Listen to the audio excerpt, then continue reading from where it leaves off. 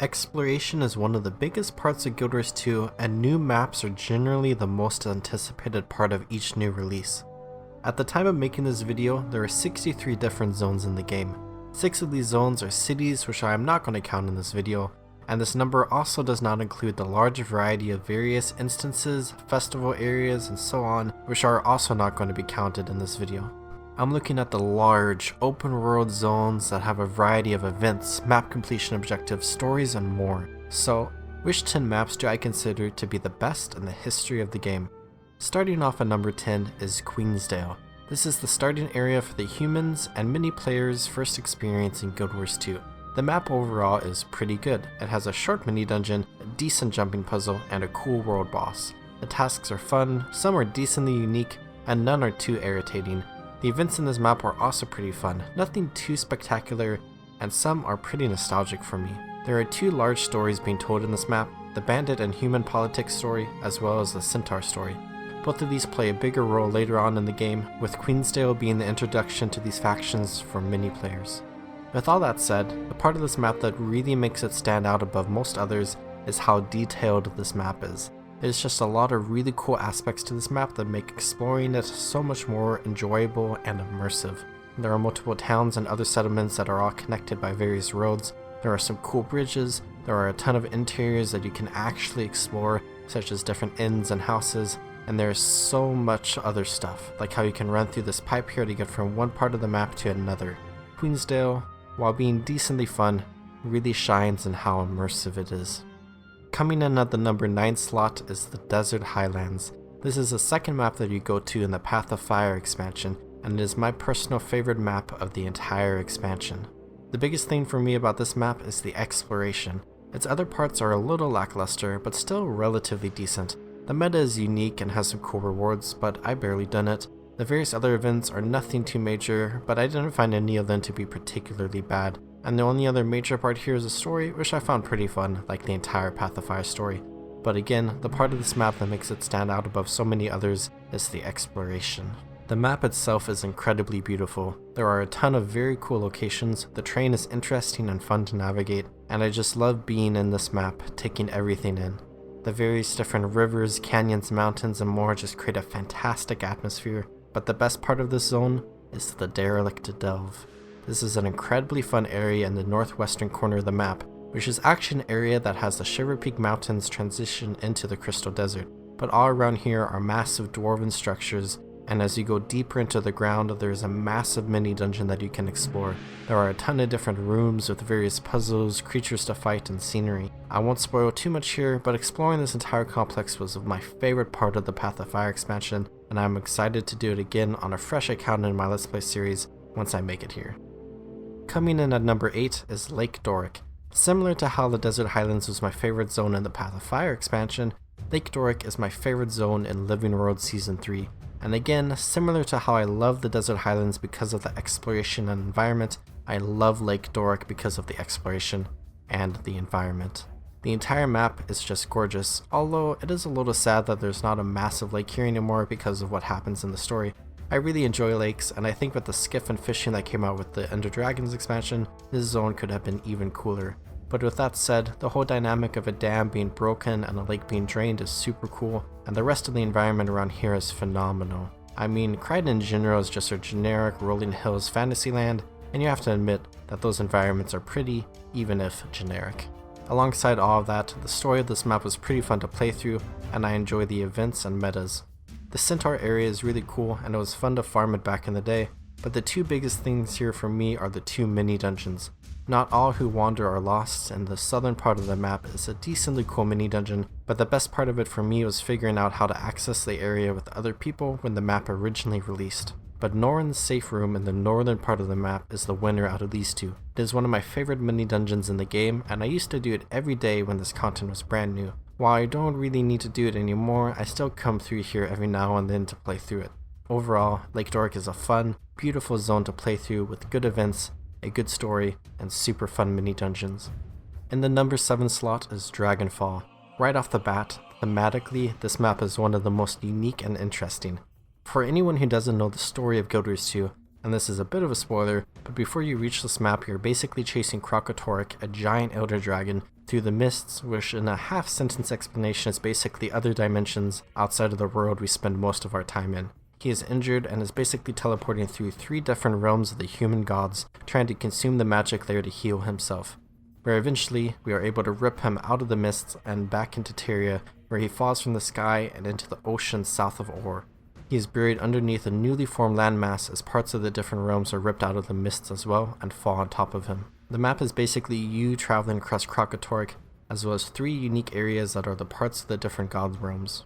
There is not a lot of exploration to do in this map, but it is definitely beautiful to run around in. The biggest part of the map are the events and the central meta.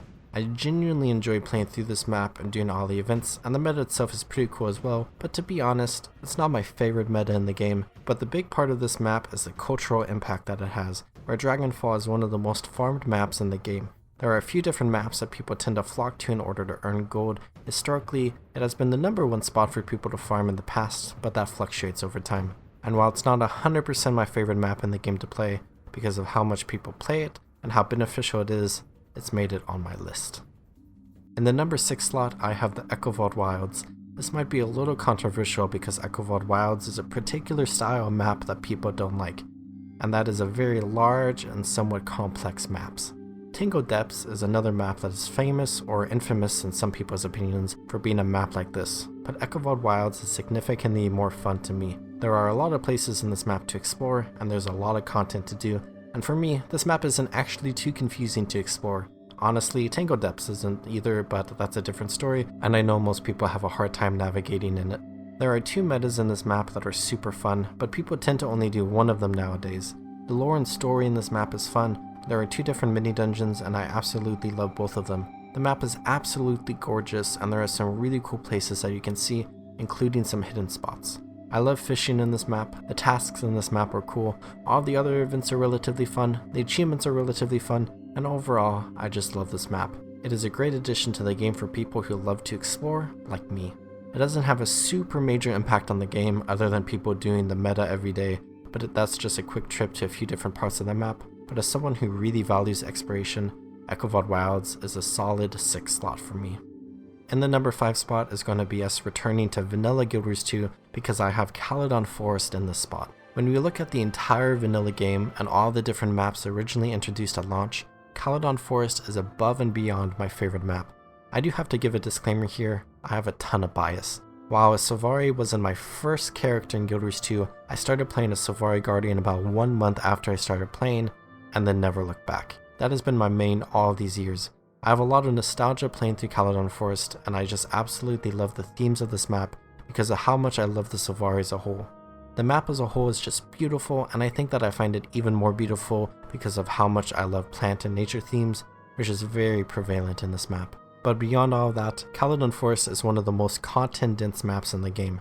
There are 2 different metas, one of which leads to a world boss. There's the 3rd dungeon in the game here, which also includes the only dungeon path added after the launch of the game, and that dungeon happens to be my favorite of the 8 dungeons in the game, and that new path also happens to be my favorite dungeon path out of all of them. There are 2 different mini dungeons, there are 4 different jumping puzzles, and then beyond all of that, there are all the different tasks, events, and other map completion objectives in the game. There's just a lot you can do in this map, and none of it is bad. It's definitely 2012 Guild Wars 2, which has aged decently well, but is definitely on a bit of a lower level compared to most of the stuff we have gotten recently, but still, it's great. I recently played through this map in my Let's Play series, and I had so much fun experiencing this area on a fresh account, and also talking a lot about all of these different details.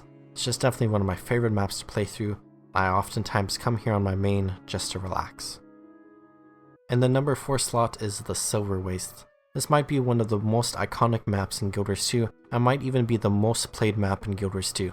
The big thing about this map is how people farm it. Reba, which stands for Red, Indigo, Blue, Amber, is a farm train that most players have done in their Guild Wars 2 career. It has 2 major parts. The first is the start of the meta where you basically have to capture all the fortifications in the map, then defend them, build them up, and escort supplies to them. People will start out at Red Rock Bastion, capture it, and rotate around the map counterclockwise, where they will tag a ton of events around the map and keep moving around in this circle. You're able to complete a ton of events and get a ton of loot. Once this phase of the meta is done, you go to what is thematically the cooler part, where you have to fight a few different modern bosses around the map, and then you have a twisted marionette-like world boss where you have to divide the map into 3 groups to each fight a different boss one at a time. I don't have the numbers, but I would argue that this is the most farmed map in the game. It's not the most popular anymore, but you can almost always find a group doing this farm still, and it was definitely the most popular farm for years. It was so farmed and so addictive because of how good of a farm it was, and this was actually a little detrimental to the game, where I know people who have quit playing Guild Wars 2 because they spent so much time playing this map, they burned themselves out. Beyond all of that, this map also has what might be the longest jumping puzzle in the game, which coincidentally is my favorite jumping puzzle in the game. A lot of people don't like this jumping puzzle because of how long it is and how it is kind of difficult, but that is exactly why I like it. Additionally, the map is beautiful. There are some iconic map breakouts where you can get some really cool and beautiful shots at. All of the various smaller events are fun. The story in this map is really good, and overall, it's just a good map. There are not a ton of exploration stuff other than the jumping puzzle, but the meta and the impact on the game it has definitely pushed it up on this list. I want to give a super quick shout out to Drytop, which is the counterpart to the Silverwastes, as both maps are thematically similar and also both released in the same Living World season. I was originally going to put Drytop on this spot on the list because I really like it, but then I thought about it more and I thought the Silverwastes, as well as all the other maps on this list, was better, so it got pushed out of the list. Nevertheless, Drytop is also a great map. In the number 3 slot is Seitung Province. This map is just all around incredibly put together and is the perfect map as an introduction to an expansion. I think a lot of people underlook this map because when they think of what the best maps in Guild Wars 2 are, they would go to some of the other maps on this list before thinking of this one. But honestly, it is such a good map that doesn't have a lot of flaws to it. Of course, that opinion can differ as some people find different things fun and not fun compared to other people, but I don't think I've heard anything really bad about this map from anyone, just that it might be a little boring because it's not the most exciting map in the game. And well, that's kind of true. It's not the most exciting map in the game. It's actually super peaceful. The environment in this map is super relaxing, all the different areas are super beautiful, and it's just incredible to run around in. This is supported by a new system that was introduced in this map and New Kinding City, that is the Raptor taxis, which basically allow you to be transported from one location to another on the back of a raptor, and you can sit back, relax, and take in the views of the map. This map is also super varied. There is a main harbor that you come into, which is the player's introduction to Cantha in Guild Wars 2. There is a fishing village that also has a Naga village right next to it. There's a monastery. There are the snowy mountains that have the Tengu village. There's the turtle hatchery. There are all of the Aether Blades. There's the lighthouse with the Risen, and so many other places. This map is one of the most detailed maps in the game, and it feels super immersive to just exist in this area. One cool thing I like is how you can see New Kinding City off in the distance, and then you can also see Shingji from New Kinding as well. The map is the first map that people tend to fish in, and it's one of my favorite maps for fishing. The meta in this map is actually pretty good. A lot of people like it, and it's a lot of fun, not too long, and decently challenging, but at a level similar to most map metas in Guild Wars 2. This map also has a jumping puzzle, which is definitely bonus points to me. The training area is great for new players, and overall, it's just a great map. It's beautiful, it's fun, it's immersive, it has good stories, it's fun to explore, and it's one of the best maps in Guild Wars 2. Coming in at the number 2 spot is Drizzlewood Coast. This map was actually released in 2 parts, where we got the southern half of the map in one release and the northern half in the next release. Both parts of the map are massive and have a ton of stuff going on in them. They are also relatively unique and kind of stand apart from each other, but are also beautifully connected. The map as a whole is a meta map. There isn't a lot of exploring going on here. Most people are in this map to do the meta events. There are 2 large metas, one in the south and one in the north. In a fresh map, you start off in the southernmost point of the map, and you have the entire Drizzlewood Coast ahead of you that is hostile territory. You then begin doing a world versus world, but in PvE type of meta, where you split into 2 groups and push northwards against thousands of enemy forces, capturing outposts and then defending them, bringing supplies to them, and continuing your push further north. As both lanes capture all the outposts on their side of the map, they converge at the end for a final boss in order to finish the southern meta. Then there's a loot phase, and then the northern meta begins, where all of your forces are now pushing towards the Frost Citadel, the main enemy base. The start of the meta has you going around to different enemy outposts and basically just taking them over. Then once every outpost is captured, you begin the final assault on the Frost Citadel. The ending here is to do a bunch of events and move to the next area to do a bunch more things, but it is structured in a really unique way where it feels like a traditional raid but in the open world. You start off with an introductory part where you fight a bunch of trash, then you fight a big boss, and then you do some more trash and fight another boss, more trash, another boss, and then more trash, and then a final boss. While this is all going on, there's a lot of story and stuff as well. But if you look at this part of the map, you can see how it could easily translate into a 10-person raid, but it's in the open world. Both metas are super fun, and two of the best in the game. Typically, you will only ever see groups do one or the other, and the map is set up to allow that as well. You can obviously do both, but it takes quite a bit of time. Where doing just one of the metas will take, well, half the time, and is more digestible for the average player. This map is also one of the most farmed maps in the game, similar to Dragonfall and the Silverwastes, where people will farm this map over and over to get a lot of gold, and it's pretty enjoyable to farm as well. I always enjoy playing in this map. Beyond all of that, this map obviously has some other merits. It has some fun adventures in the northern part. ArenaNet tried out a couple of new systems which we only ever see in this map. While they weren't super good, they are unique and it does add some flavor to the game. There isn't a ton of bonus exploring that you can do in the map, but there are some fun achievements and the map is absolutely gorgeous. It's in a really cool part of the world where the northern shiver peaks begin transitioning into the woodland cascades. A lot of people really want an explorable map in the woodland cascades, and this is the closest thing we have to it so far. And overall, Drizzlewood is just a great map, fun to run around in, absolutely beautiful, has two great metas, and it had a huge impact on the game as a whole. And now we have made it to the end. In the number 1 slot is the map which I think is the single greatest map in Guild Wars 2, better than every other map in the game. And that map is Auric Basin. I think a ton of people would agree with me. This tends to be the most popular map in the game. Whenever you see people ask, hey, what's your favorite map in the game? There's obviously a variety of different answers, but the most common one tends to be Auric Basin. And I mean, why not? It's phenomenal. It is, in my opinion, the most beautiful map in the game. I mean, beautiful is an understatement. The stories being told in this map are also great, and the meta, well, let's talk about it. There are two big parts to it.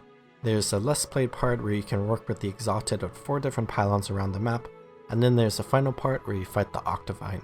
Most people only do the Octavine part. Back in the day, the pylons were important in order to make the fight against the Octavine easier, but that isn't important anymore. But all of the pylon event chains are also pretty fun, they just aren't often played in mass anymore. But the Octavine is the big winner here. It is a big world boss where you have to split the map into 4 different groups. Each group has to do a completely unique mechanic in order to make the boss vulnerable to attack, and all 4 groups have to kill their boss at almost the same time as everyone else, or all of the bosses will regenerate health. Should the map be successful, they unlock a large section underneath the map where they can open a ton of different chests to get a lot of loot, and it's just overall a fun meta and one of the best in the game. Back in the day, you could actually do this meta multiple times every time the map came around, and you saw some pretty weird stuff happening in the community because of this. Let me explain. As you fight the boss, you get some loot, and then you can also loot all the chests underneath this map. Well, back in the day, the chests were locked to IP and not to the account. So as you open all the chests in one map, you can go over to another map that also completed the meta and open all the chests there as well. And then you could go to another and another and another. While this map is super rewarding to do, especially with how fast it is, it was crazy rewarding back in the day. People would often organize this and you would see a variety of different types of groups form. You would have a free-for-all group where each map IP corresponded with a different subgroup of a squad. So if you were in one map, you would be in subgroup 2. If you were to go to another map, you would have to put yourself in the lobby, subgroup 1, go to the next map, and then put yourself in that map's subgroup. You would also see groups use anchors, where one person would dedicate themselves to only being in one map and they wouldn't switch out. This would lower their loot, but give everyone else an easier time to go from one map to another, because they would just join on the anchor while they themselves just sit in the lobby. People would often tip the anchors some gold to make up for the fact that the anchors are getting less gold. Lastly, you would see some groups have a VIP option, where it's kind of like the first one, but where you could pay the commander to be a VIP, where you can just sit in the VIP subgroup and not have to move around. Honestly, this all was pretty cringe, especially the last one, but it is super interesting to look back on, and it is even nostalgic, because this is a Guild Wars 2 activity and a cultural phenomenon that is lost now. Beyond the meta, the rest of Auric Basin is super fun. I already talked about how gorgeous it was. There are also a ton of adventures in this map that are fun to play through, and there are some fun achievements to do as well. The map is just overall well-rounded, one of the best metas that is pretty rewarding, which might be my personal favorite meta. Auric Basin is an absolutely beautiful map, has good stories, good achievements, good adventures, and decently fun exploration. Everything together just puts Auric Basin in the #1 slot on this list, as I think it is the best map in Guild Wars 2.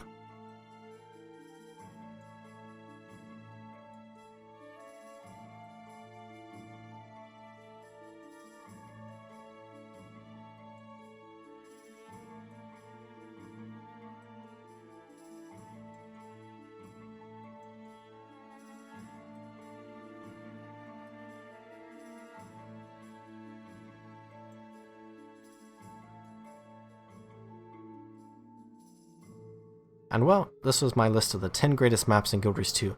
If you think a map should be on this list but wasn't, let me know down in the comments. Feel free to check the description where I'll list off a few honorable mentions that I consider the next best maps in the game after these 10. I hope you all are taking good care of yourselves. Have a good one.